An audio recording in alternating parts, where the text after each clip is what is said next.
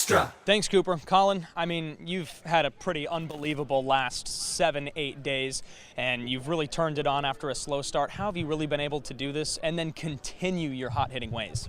I just really I've really tried to stay relaxed at the plate, not do too much.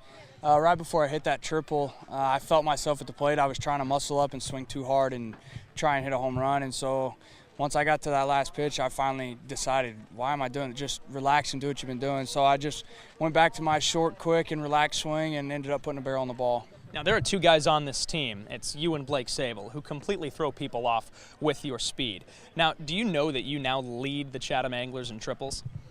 I guess I didn't really know that till now, but this field's pretty big, so once that ball got to the fence and I touched second base, I saw that center fielder was still picking up the ball, so I figured, why not just go ahead and try for a triple. And then I think my other one, I hit a fly ball to the left and the wind kind of carried it to the fence, but that ball bounced about 30 feet away from that left fielder, so that helped a lot too. I don't think it has to do with the speed. I think it was more the placement, of where I hit the ball that got me those triples.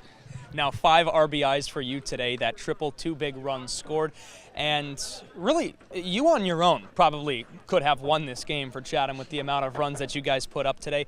Now, in a game where you guys face off with a team that you lost to just 2 days ago at home, you guys come out here and you set the season high in the entire Cape League for runs scored. How do you guys bounce back like that in the midst of a 3-game skid against a familiar foe?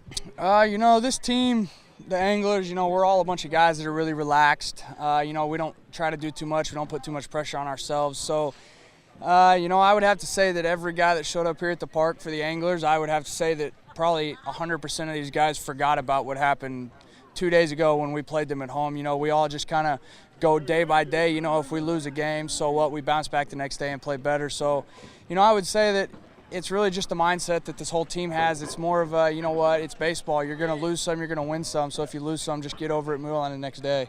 Now, last question I have to ask you about the plate discipline for yourself and for the entire team. Yours has improved, and especially today, you guys now drew a season high in the entire Cape League in walks. Now, how do you guys come to the plate and, you can see that you guys are hitting the ball well, but the opposing pitcher is struggling a little bit. What what goes through your head when you come to the plate when you see a pitcher that's struggling a bit?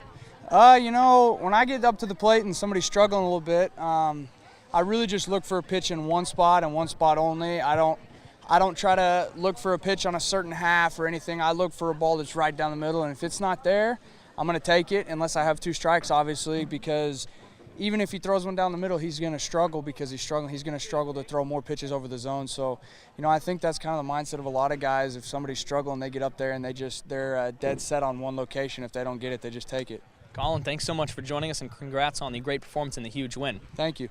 Colin Simpson, 5 RBIs today, 2 runs scored, and a triple as the Anglers a huge win over the Whitecaps today. Let's throw it back to Cooper Boardman.